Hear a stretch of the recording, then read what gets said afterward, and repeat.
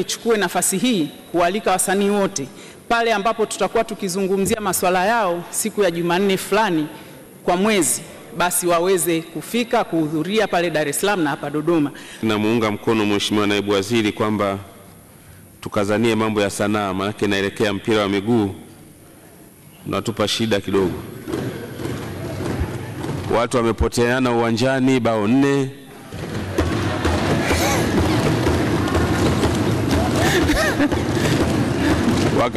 Wakapoteana mjini, wanarudi mafungu. Namuuliza Mheshimiwa Waziri Mkuu vipi, asema hata sielewi kinachoendelea.